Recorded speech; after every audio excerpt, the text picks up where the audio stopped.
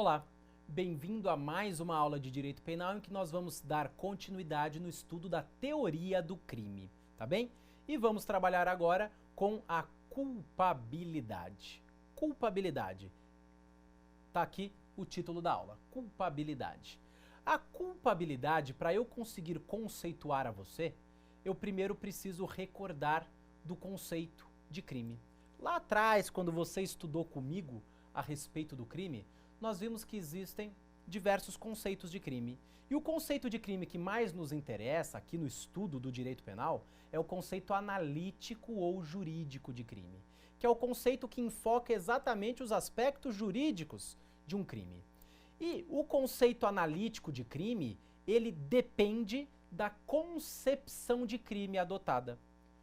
Para a concepção bipartida ou para a teoria bipartida, crime é a soma de dois elementos, fato típico e antijuridicidade.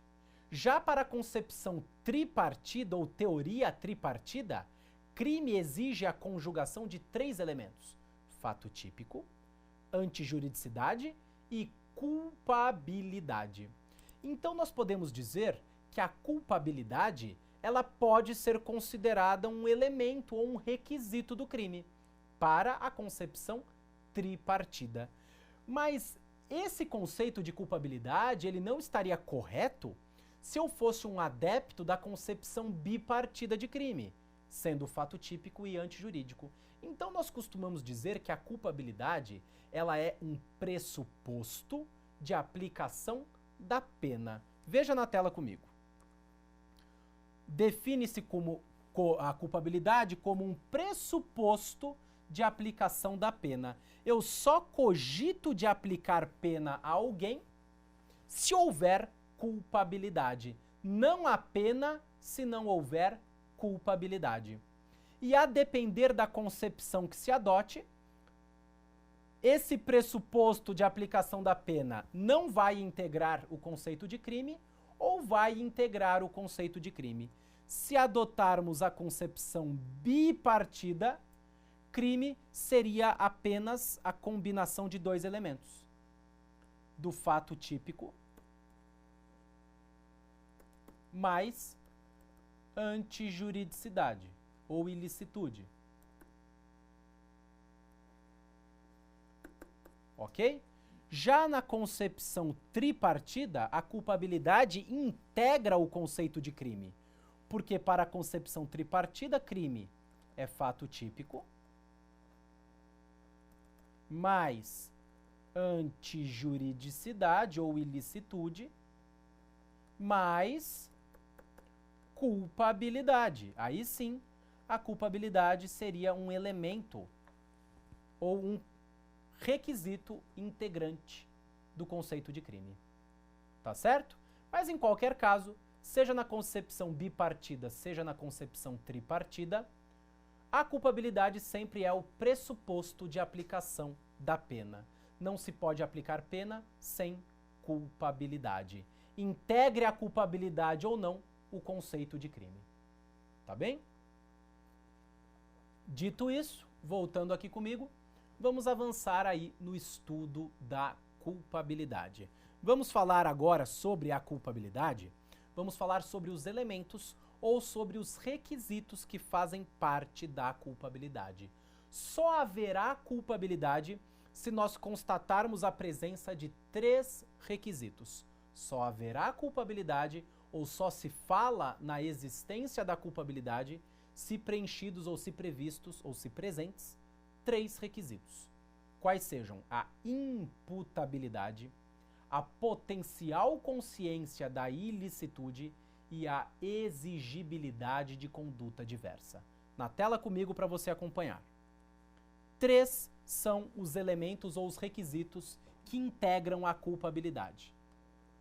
Só se pode falar de culpabilidade se preenchidos três requisitos, ou três elementos. A imputabilidade, a potencial consciência da ilicitude e a exigibilidade de conduta diversa. Precisamos, repito, desses três elementos conjugados, cumulativos, para que se fale inculpabilidade. Se algum deles não existir, se algum deles estiver ausente ou falhar, não haverá culpabilidade, portanto, não se poderá impor pena ao agente. Só se pode aplicar pena a um agente se houver imputabilidade, se houver potencial consciência da ilicitude e se houver exigibilidade de conduta diversa. Tá bem? A minha missão com você é a de estudar exatamente esses 3 elementos da culpabilidade e as causas que excluem esses 3 elementos. Quais são as causas que excluem a imputabilidade? Quais são as causas que excluem a potencial consciência da ilicitude? Quais são as causas que afastam a exigibilidade de conduta diversa? Tá legal? Certinho? Então, voltando aqui comigo, vamos começar a falar aí das causas que afastam cada um desses elementos ou cada um desses requisitos da culpabilidade. Mas antes de eu falar das causas que afastam cada um dos elementos da culpabilidade, eu vou definir para você cada um daqueles 3 elementos: a imputabilidade, a potencial consciência da ilicitude e a exigibilidade de conduta diversa. Então, voltando na nossa tela, só para você verificar comigo o que é imputabilidade, o que é potencial consciência da ilicitude e o que significa exigibilidade de conduta diversa. A imputabilidade tem relação direta com a capacidade mental do agente. Só será imputável aquela pessoa que tiver capacidade mental, ou seja, capacidade de entender o caráter ilícito do fato que pratica. Pessoa que tiver capacidade de entender o caráter ilícito do fato ou de determinar-se de acordo com esse entendimento. Em outras palavras, capacidade de entender o que está fazendo e de querer fazer o que está fazendo.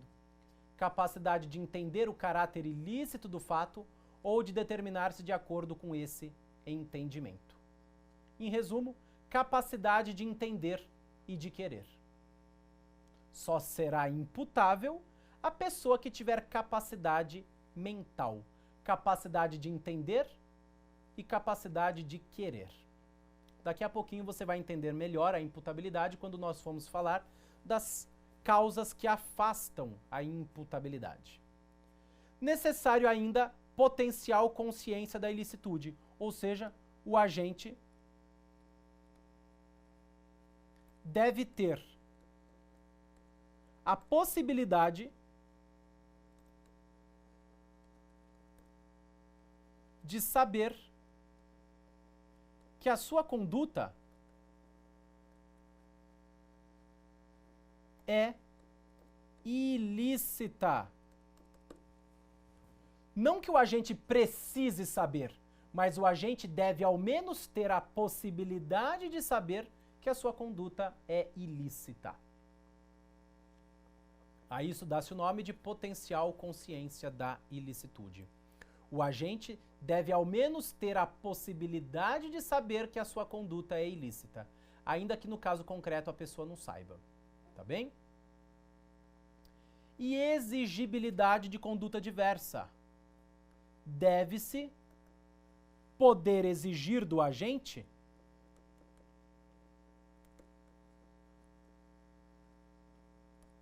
uma conduta diversa da criminosa. Só haverá culpabilidade se puder exigir do agente uma conduta diversa da criminosa. Em outras palavras, só haverá culpabilidade se pudesse exigir do agente que não tivesse praticado aquele crime. Ou seja, se fosse possível exigir dele uma conduta de acordo com o direito. Deve-se poder exigir do agente uma conduta diversa da criminosa, ou seja, uma conduta de acordo com o direito. Esses são os 3 elementos ou os 3 requisitos integrantes da culpabilidade. Professor, meio difícil, verdade. A culpabilidade, ela é o requisito aí do crime ou o elemento que a gente estuda na teoria do crime mais técnico, tá bem? Imputabilidade, potencial consciência da ilicitude e exigibilidade de conduta diversa. Lembrando que esses 3 elementos são cumulativos. Ausente qualquer um desses 3 elementos ou requisitos, está afastada a culpabilidade, portanto, está afastada a possibilidade de se impor pena ao agente. Tá legal? Retornando aqui comigo. Então agora nós vamos estudar quais são as causas que afastam a imputabilidade, que é o primeiro requisito da culpabilidade. Quais são as causas que afastam a potencial consciência da ilicitude, segundo elemento ou requisito da culpabilidade. Quais são as causas que afastam a exigibilidade de conduta diversa, terceiro elemento ou terceiro requisito da culpabilidade. Começando, veja aqui na tela comigo, com as causas que excluem a imputabilidade. Causas excludentes da imputabilidade. Então, são causas de inimputabilidade. O que nós vamos estudar agora são causas de inimputabilidade. São causas que excluem a imputabilidade, ou seja, que tornam a pessoa inimputável. Quais são as causas que excluem a imputabilidade penal, ou seja, as causas de inimputabilidade? Quais são as causas que afetam, portanto, a capacidade de entender e de querer do agente? Primeira causa de inimputabilidade será a doença mental ou desenvolvimento mental incompleto ou retardado. Primeira hipótese de exclusão da imputabilidade penal consta no artigo 26 do Código Penal. A doença mental ou desenvolvimento mental incompleto ou retardado. Estamos falando de uma pessoa que não tem capacidade mental para entender o caráter ilícito do fato ou de se determinar de acordo com esse entendimento. Voltando aqui comigo. Professor, meu vizinho é doente mental. Então quer dizer que se ele praticar um estupro, ele não vai ser punido criminalmente por estupro? Veja, não basta que o seu vizinho seja doente mental, ou que o seu vizinho tenha um déficit mental, um desenvolvimento mental incompleto ou retardado. É necessário verificar se o seu vizinho doente mental, ou com déficit mental, no momento do crime, ele era inteiramente incapaz de entender o caráter ilícito do fato ou de se determinar de acordo com esse entendimento. Em outras palavras, e eu vou anotar isso para você, era necessário verificar se no momento do crime, ao tempo da ação ou da omissão, se ele tinha capacidade de entender o que ele estava fazendo, ou se ele teria capacidade de conter aquela sua intenção criminosa. Voltando na tela.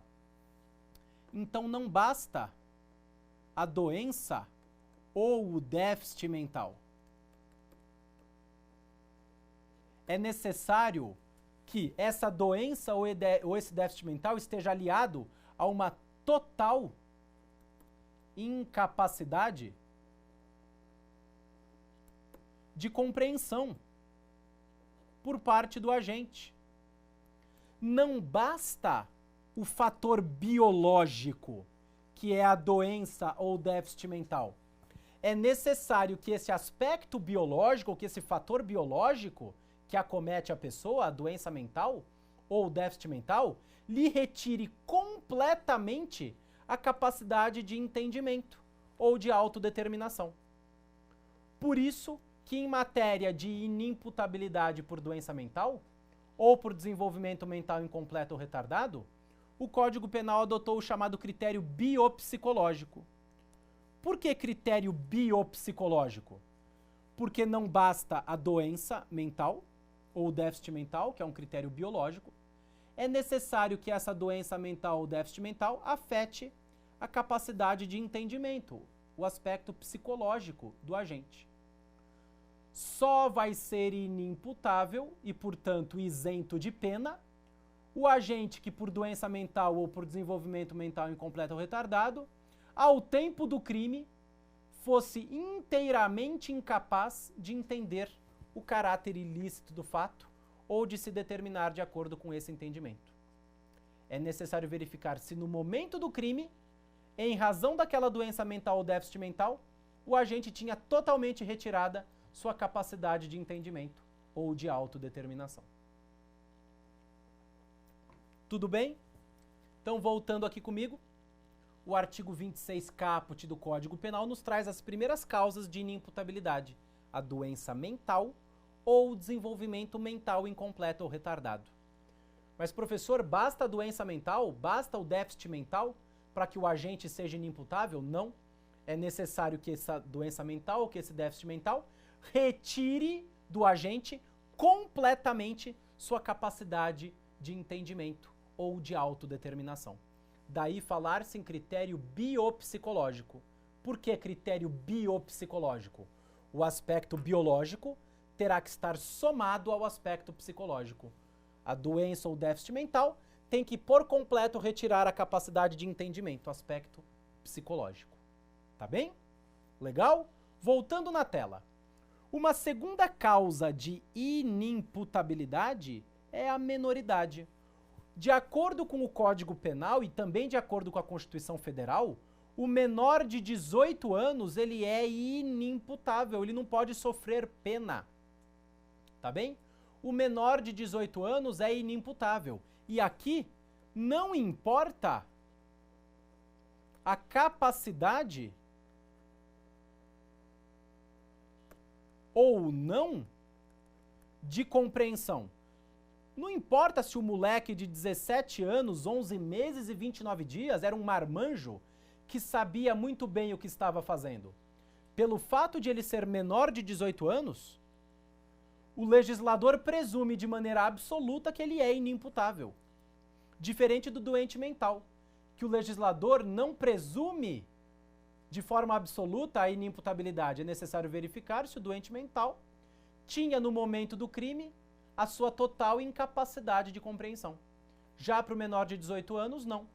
Ele é penalmente inimputável e ponto final.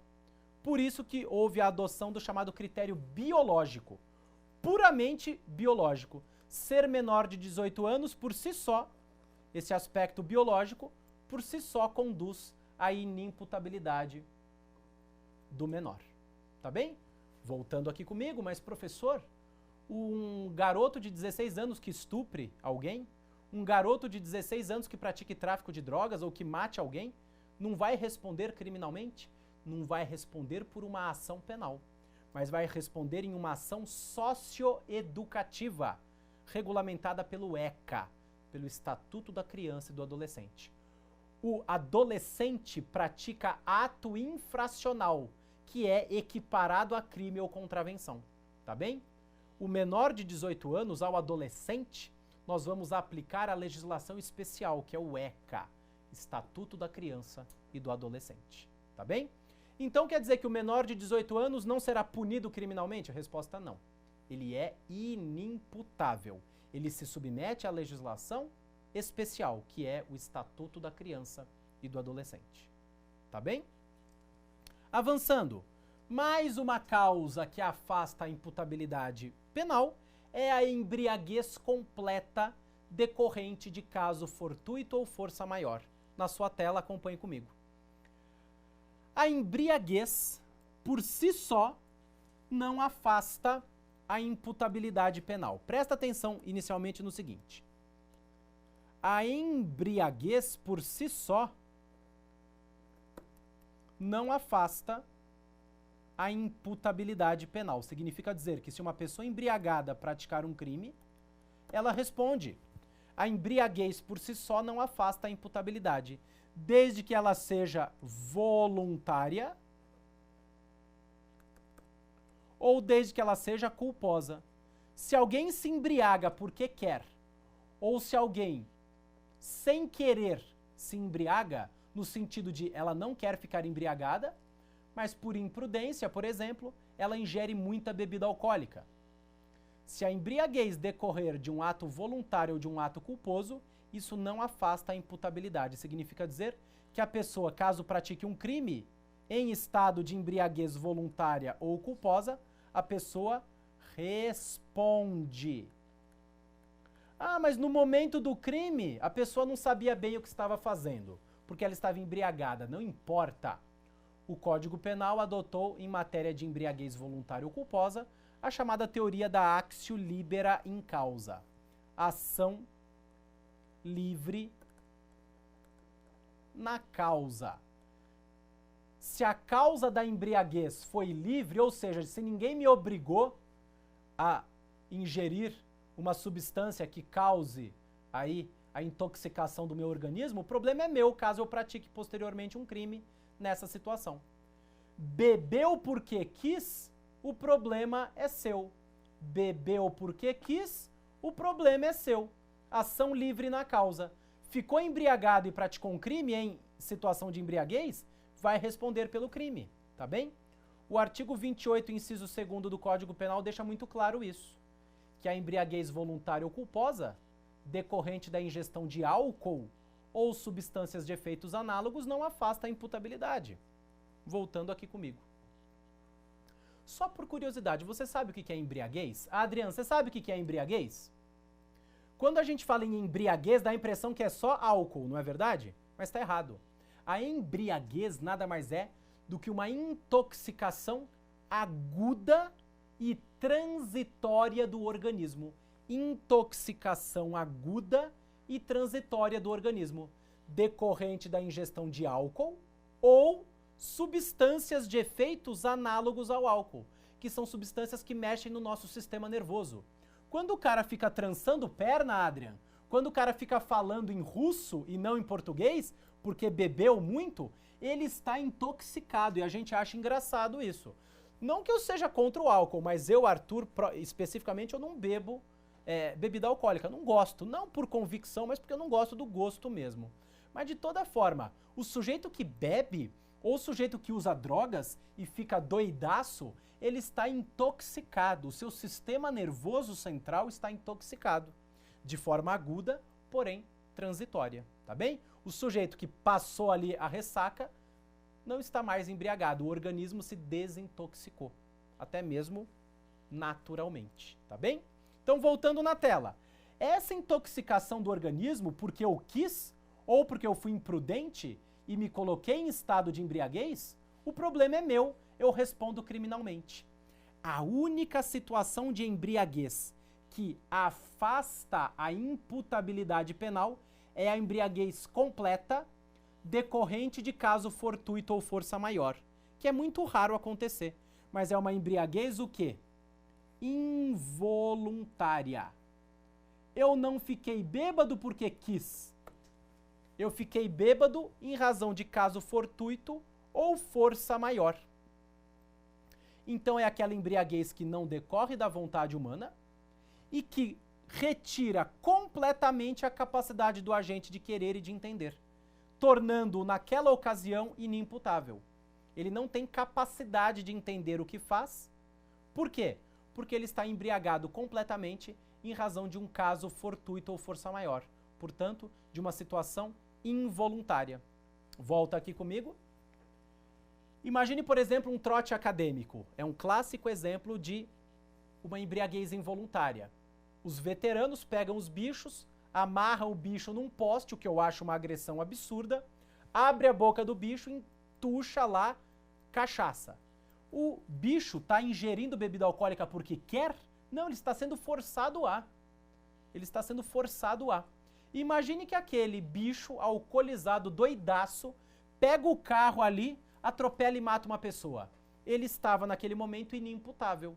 Ele estava embriagado, sim, completamente, mas por força maior, por uma força alheia à sua vontade. Ou por caso fortuito, como dizem aí alguns doutrinadores, um exemplo até tosco. Mas o sujeito trabalhava no alambique, caiu num tonel de pinga. Aí ele ficou lá ingerindo bebida alcoólica no tonel de pinga e depois acaba praticando um crime em estado de embriaguez. Foi uma embriaguez por caso fortuito, um caso acidental. que não decorreu da vontade da pessoa, tá bem? Nessas situações de embriaguez involuntária, voltando na tela, desde que se trate de uma embriaguez completa, que retire por completo a capacidade de entendimento da pessoa, isso vai tornar a pessoa momentaneamente inimputável, afastando, então, a imputabilidade penal. Agora, se tratar de uma embriaguez incompleta, ainda que decorrente de caso fortuito ou força maior, o agente responde, mas com a pena diminuída. Tá bem? Então, estudamos aqui, voltando comigo, as causas de inimputabilidade. A doença mental ou o desenvolvimento mental incompleto ou retardado, em que se adota o critério biopsicológico. Em razão do déficit mental, a pessoa tem retirada por completo a capacidade de entendimento. Gera isso isenção de pena. Segunda situação, a menoridade. O menor de 18 anos é penalmente inimputável. Ele não responde criminalmente, mas sim de acordo com o ECA. E, finalmente, a embriaguez completa decorrente de caso fortuito ou força maior. Igualmente, elimina a imputabilidade penal.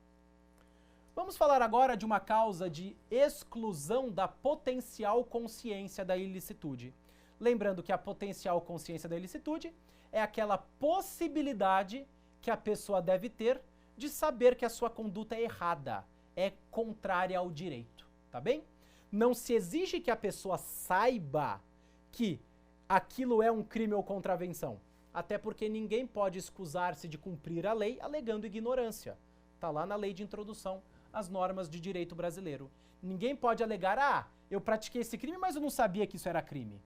Ninguém pode eximir-se de sua responsabilidade penal alegando que ignora a lei. Agora, diante de situações concretas, é possível que uma pessoa nem menos pudesse supor ou imaginar que a sua conduta é contrária ao direito, que a sua conduta é ilícita. Voltando na tela. A causa que exclui a potencial consciência da ilicitude é o chamado erro de proibição, previsto no artigo 21 do Código Penal. É o chamado erro sobre a ilicitude do fato. Erro sobre a ilicitude do fato. É o erro que recai sobre a ilicitude do fato. É um erro em que o agente incide e que ele jamais poderia imaginar que a sua conduta está errada, que a sua conduta viola o direito, tá bem?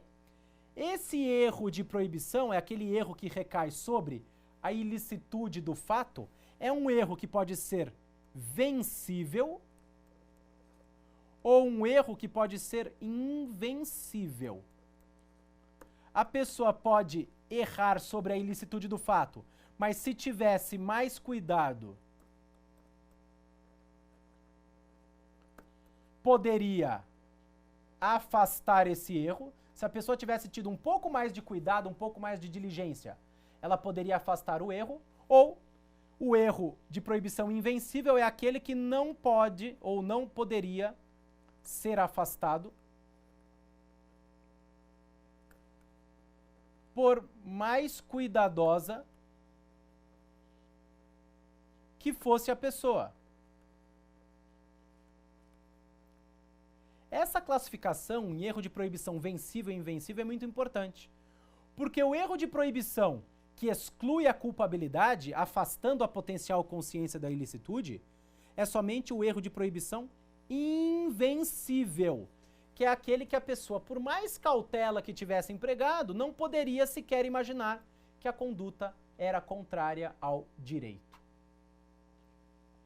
Somente o erro de proibição invencível afasta a potencial consciência da ilicitude. O erro de proibição vencível, tá bem?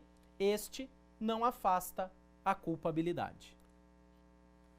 Como eu disse, o erro de proibição, quando ele for invencível, também chamado de inevitável ou excusável, excusável é aquele que cabe excusa, é aquele que cabe desculpa. Nesse caso, seria impossível que o agente superasse o erro sobre a ilicitude do fato. Nesse caso, o agente fica isento de pena. Aqui exclui a culpabilidade, tá bem? Voltando aqui comigo, aquela pessoa analfabeta, que mora na roça a vida inteira, que não teve a menor instrução formal, o bisavô dela tinha um facão, o avô dela tinha um facão e ela também tem um facão. E um determinado dia, essa pessoa com um facão desta idade vai para rua. E portando esse facão, sai da roça pela primeira vez lá com a sua charretinha e vai para a cidade. E a PM aborda a pessoa com esse facão e lavra lá um termo circunstanciado por porte de arma branca. Essa pessoa humilde, sem instrução formal alguma, que morou na roça a vida inteira, que pela primeira vez foi para a cidade portando um facão, não se poderia exigir dela que ela pudesse imaginar que portar um facão é errado. Afinal, o bisavô portava, o avô portava, o pai portava e ela também. Pelas suas condições culturais, não seria possível que ela tivesse consciência da ilicitude. Ela sequer poderia imaginar que a sua conduta é contrária ao direito. Esse seria um erro de proibição invencível. Voltando na tela. Agora, se o erro de proibição for vencível, evitável ou inexcusável, ou seja, indesculpável, que é aquele que, se o agente tivesse um pouco mais de diligência, ele poderia ter superado o erro. Nesse caso, o agente responde pelo crime, mas a sua pena é diminuída de 1/6 a 1/3. Então, no primeiro caso, exclui a culpabilidade, no segundo caso, não exclui a culpabilidade. Ao contrário, só diminui a pena de 1/6 a 1/3. E avançando, temos aí as causas de exclusão da exigibilidade de conduta diversa. Todas elas definidas no artigo 22 do Código Penal. As causas que excluem a exigibilidade de conduta diversa, ou seja, aquela possibilidade de exigir do agente uma conduta de acordo com o direito, ou seja, uma conduta não ilícita, essa exigibilidade de conduta diversa será afastada ou pela coação moral irresistível ou pela obediência hierárquica. O que é a coação moral irresistível? É aquela que vicia o quê? Vicia a opção do agente de determinado comportamento. Ela vicia a opção do agente de determinado comportamento dele. É aquele sujeito que não daria para exigir dele uma outra conduta senão aquela. Coação moral que deve ser irresistível, que nenhuma outra pessoa no lugar da pessoa poderia ser censurada. Por exemplo, sequestro dos familiares do gerente de banco. Sequestro dos familiares do gerente de banco. Então sequestram os familiares do gerente de banco e falam pro gerente: ó, amigão, pega aí do cofre do banco 500 mil reais, senão a gente vai matar a sua família. O gerente está sob coação moral irresistível, uma coação que ele não poderia resistir. Não seria possível exigir daquele gerente de banco uma outra conduta senão furtar dinheiro do banco e levar lá para os sequestradores. Nesse caso da coação moral irresistível, o gerente de banco ele foi usado pelos sequestradores como um instrumento para praticar esse crime. Nesse caso, o gerente de banco não será punido pelo furto, tá bem? Porque não seria exigível dele uma conduta diversa. O mesmo vale para a obediência hierárquica a uma ordem não manifestamente ilegal. Aqui eu tenho como pressuposto uma relação de direito público. Funcionários públicos. Tá bem? E eu tenho, de um lado, um superior e, de outro lado, eu tenho um subordinado. Pelo poder hierárquico que rege lá a administração pública, o superior hierárquico dá ordens ao subordinado e o subordinado cumpre. Se um subordinado cumprir de um superior hierárquico uma ordem Se o subordinado cumprir de um superior hierárquico uma ordem, desde que ela seja não manifestamente ilegal, afinal, ninguém poderia ser obrigado a cumprir uma ordem manifestamente ilegal. Se o subordinado cumprir do superior hierárquico uma ordem que ele lhe deu, desde que seja uma ordem não manifestamente ilegal, o subordinado, ainda que tenha praticado um crime, fica isento de pena, não será punido criminalmente, porque não seria exigível dele uma conduta diversa, já que ele é, sim, obrigado a cumprir as ordens do superior.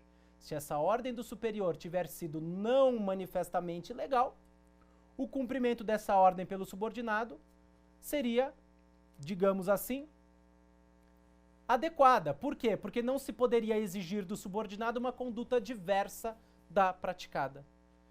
Se nesse caso o subordinado tiver praticado uma conduta que configure um crime, quem responde pelo crime é o superior hierárquico e não o subordinado. Tá legal? E com isso, então, concluímos aqui o nosso estudo dos principais aspectos envolvendo a culpabilidade. Muito obrigado pela sua atenção, bons estudos, vá revisando os tópicos, porque a aprovação é medida que se impõe para cada um de vocês. Forte abraço, até mais.